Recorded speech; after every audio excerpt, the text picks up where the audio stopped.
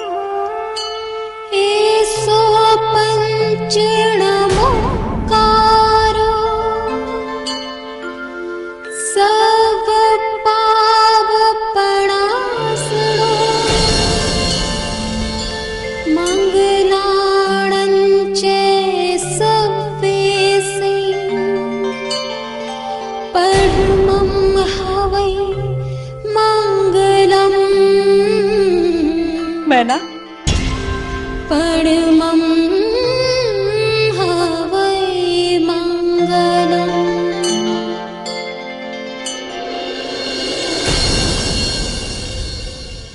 माता जी, कब आई आप हमारे कक्ष में? प्रतीत होता है कि आप हमारे लिए चिंतित हैं, किंतु मैना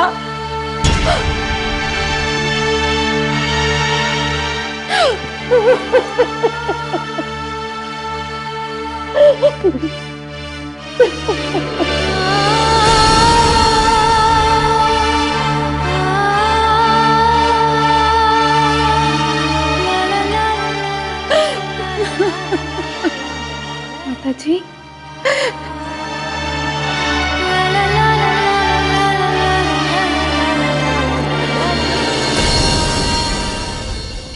तेरे पिताजी अपने अत्याचारों की सीमा तोड़ने के लिए कटिबद्ध है, तो फिर मैं भी मां हूं, उनके अमानवीय कृत्य को सफल नहीं होने दूंगी। पुत्री,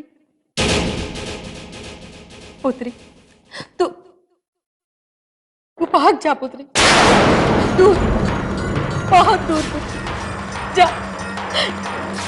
इस उज्जैन राज्य की सीमाओं के पार यही एक रास्ता है इस विवाह से बचने का। जा, चली जा, मैं तेरे भागने का मार्ग बनाऊंगी। जा, तू निकल जा यहाँ से। नहीं माता जी, ये विधर्मी कृत्य नहीं कर सकते। पिता के निर्णय को अन्यायकारी प्रमाणित कर उन्हें दुख पहुंचाना संतान के लिए पाप कर्म है, और हम पिताजी को ये पीड़ा कदापि नहीं देंगे। माता जी,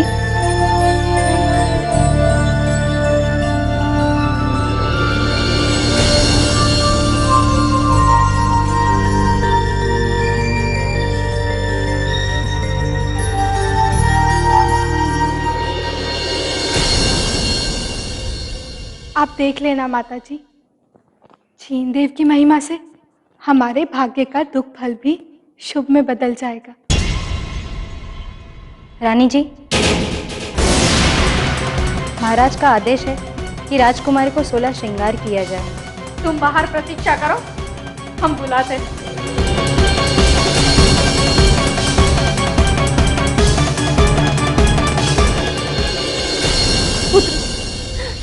पुत्री मैना, कैसे समझाऊं तुझे कि एक कुरूप जर्जर व्यक्ति से तेरा विवाह तेरे जीवन को नष्ट कर देगा। पुत्री, नष्ट कर देगा।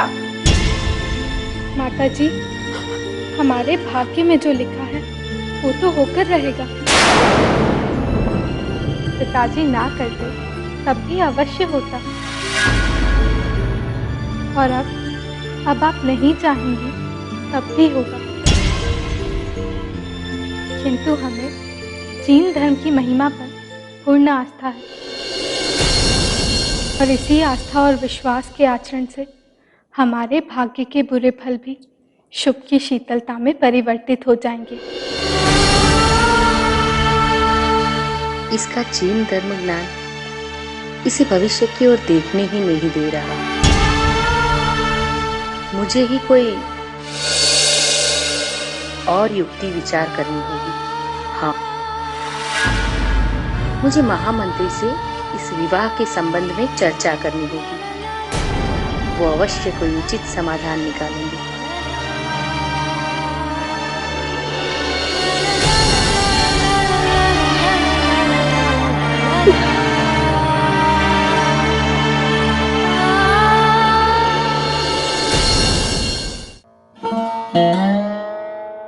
क्यों कर रहे हैं महाराज अपनी ही पुत्री के जीवन के साथ इतना बड़ा खिलवाड़? मेरे महाराज तो ऐसे ना थे। अरे वो तो प्रजा का दुख देख अवसाद में डूब जाते थे।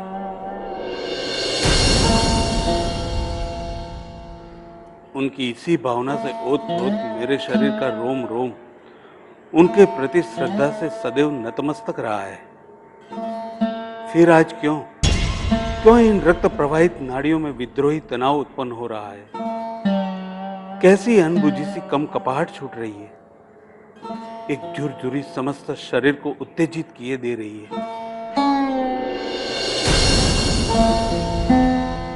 कैसा संकेत है ये, कैसा संकेत?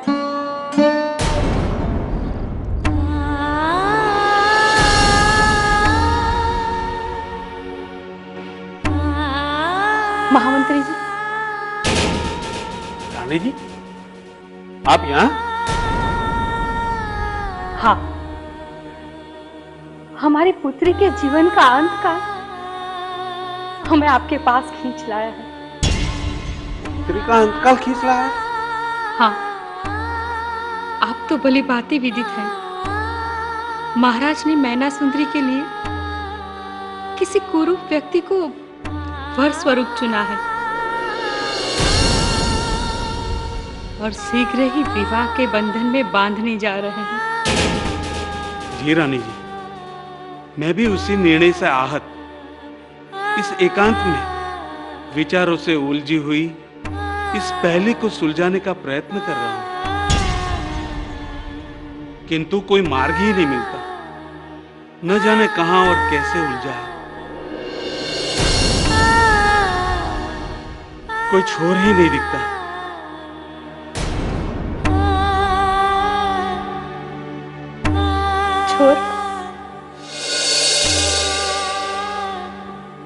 छोर ही तो हमारे पास नहीं है। अब तो माता है, कुछ तो युक्ति सुझाइए जिससे हम प्राण देकर भी राजकुमारी के इस विवाह को रोक सके। कुछ नहीं सूझ रहा है, कुछ भी नहीं सूझ रहा है।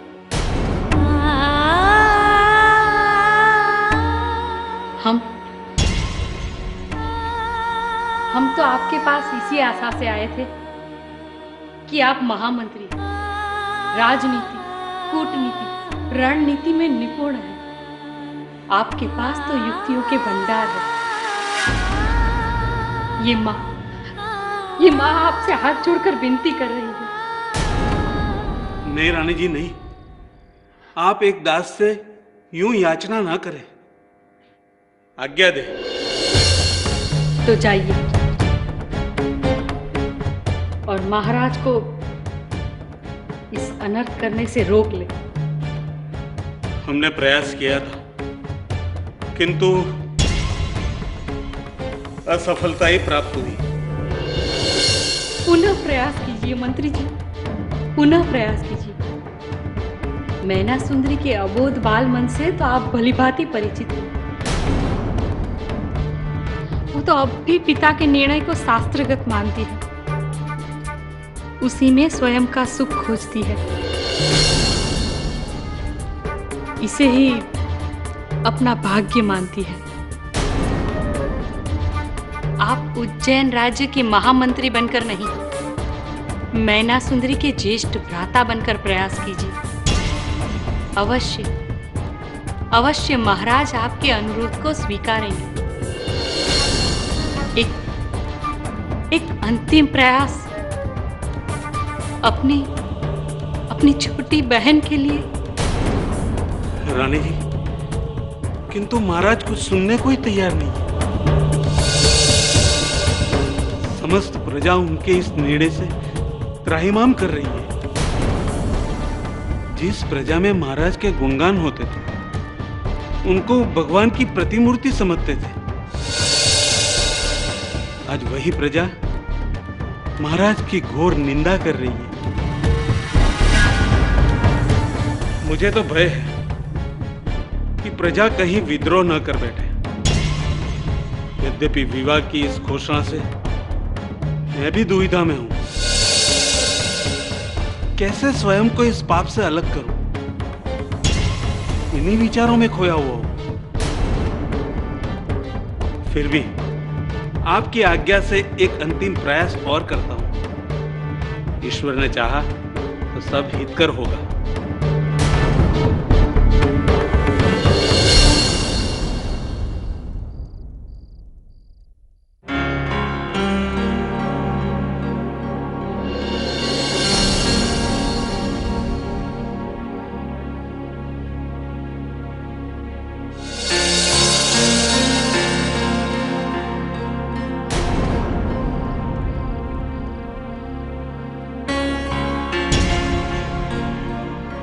अरे, आप लोग ऐसे क्यों बैठे हो? महाराज का हृदय इतना कठोर हो गया है। अरे, एक कुष्ठ रोगी के हाथों में स्वयं की नयन दुलारी कन्या का जीवन डोर थमा रहे हैं।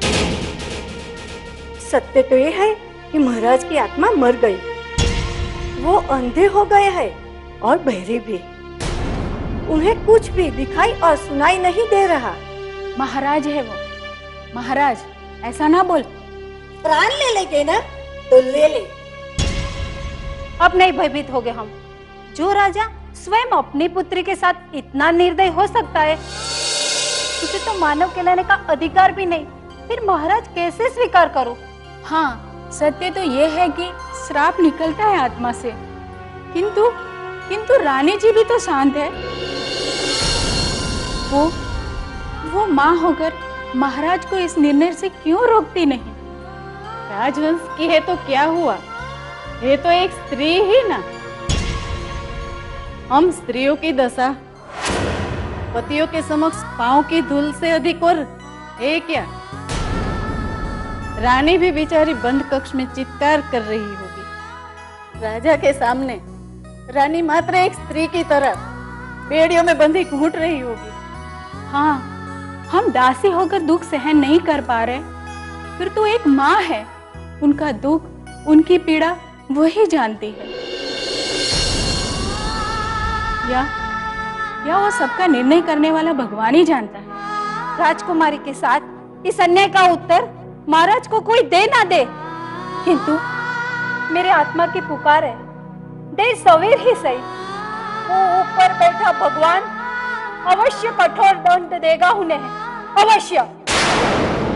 तो दीदी, महाराज के इस निर्णय से सबके हृदय फटे जा रहे हैं। आप सुकुमारी और वो बात।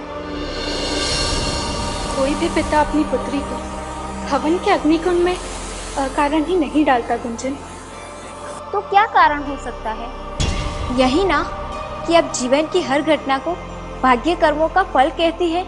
इसके लिए महाराज आपको इतना भारी दंड दे रहे हैं। एक कुष्ठी।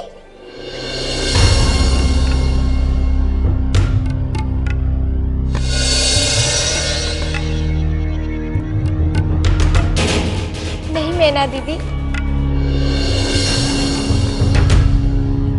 हमारे वर के रूप में चुने गए महानुभव कुष्ठ रोगी है। ये तो हमारी नियति है, जो कर्मों ने जीवन चक्र के साथ सम्मिलित की है। यही भाग्य है और हमारा यही भाग्य पिताजी से ये कर्म करवा रहा है।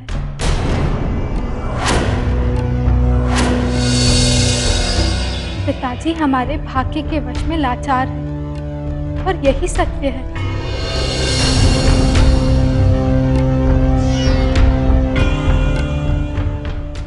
इसलिए हमारे इस विवाह के लिए महाराज को तुम लोग दोषी ना समझो।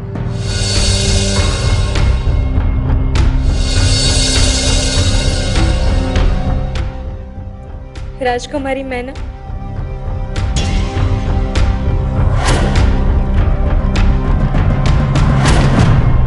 शीघ्र ही हमारा श्रृंगार करो।